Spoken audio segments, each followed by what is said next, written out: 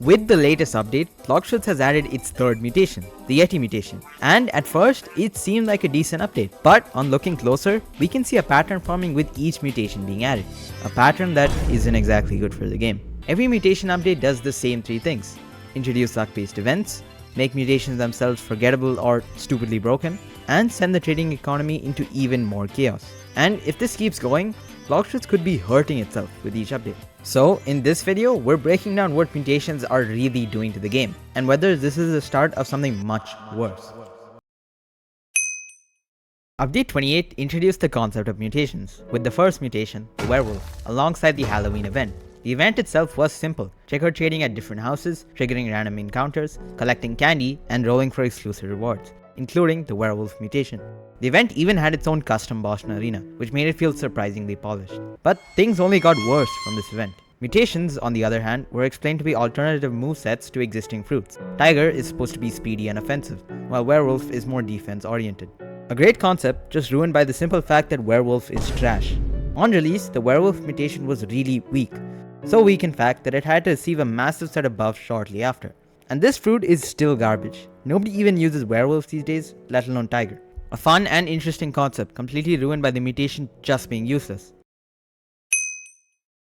Update 29.1 can be considered one of the worst updates to ever hit the Roblox front page.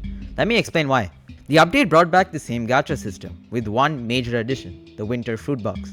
This box contained exclusive skins and the mutation for the update, the Imperium Kitsune. So what's the problem?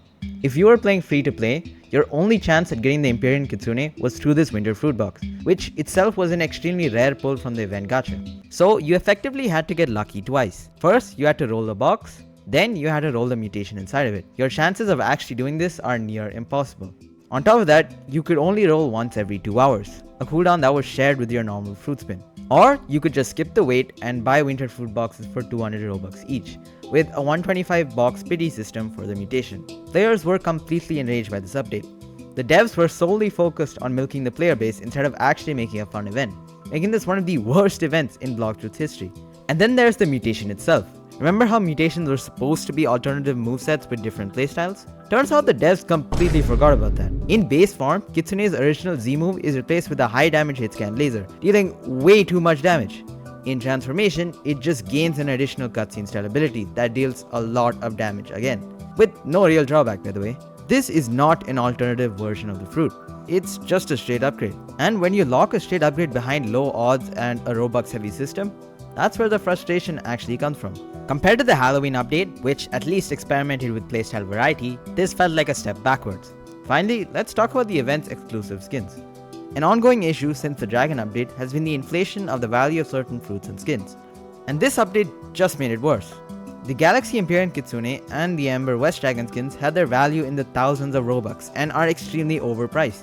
Any fruit under Kitsune has practically no value, and the trading in this game is absolutely fried. The devs made artificial scarcity for these skins, and with no real guarantee of these skins coming back, trading only gets worse from here.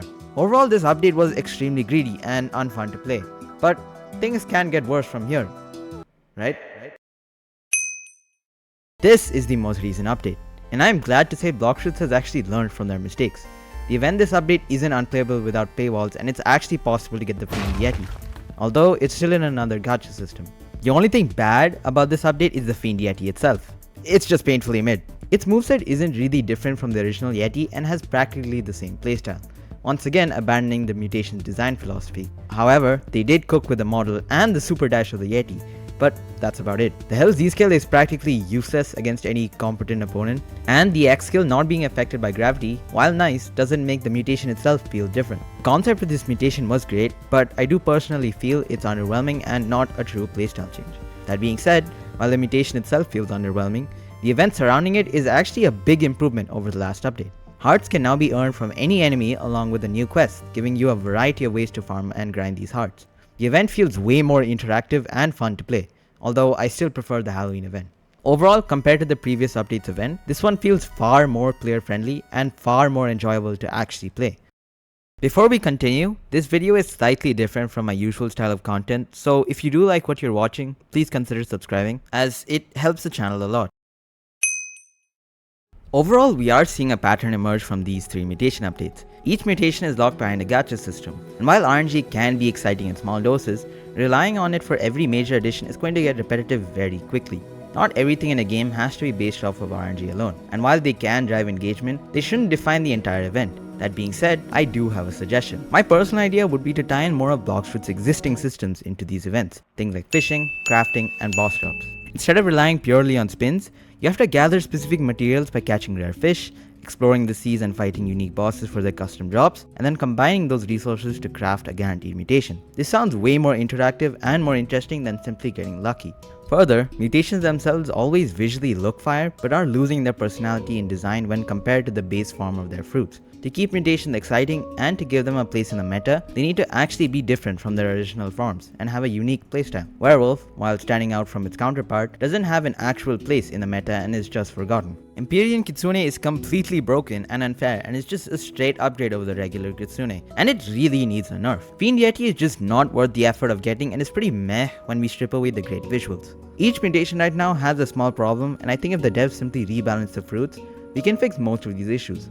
Although, I'd like to see more moveset changes for mutations coming forward. And finally, onto trading. While limited skins are a great way to keep players grinding and to flesh out the economy, it's actually been making it worse. The reason certain skin values are so high isn't just because they're limited, but because the event behind them was handled poorly. The Kitsune event, for example, leaned heavily into pay-to-win mechanics, which meant that only players who spend money had a realistic chance at obtaining the rarest rewards. That left the supply of skins like Ember West Dragon and Galaxy Kitsune extremely low. Not because it was rare, but because most players never even had a chance to get the skins in the first place. Artificial scarcity, if handled correctly, can create lasting hype and give items meaningful value.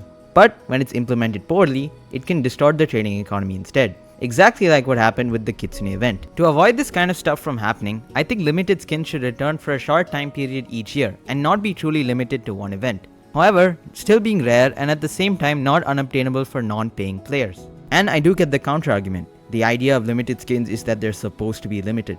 But over time, limited skins can make trading worse and harder to get into. So at the least, adding these skins back as color variations would be great for the lifespan of the game. Maybe adding a type of vault that rotates its pool of limited skins each event would fix this issue, but I'm not sure.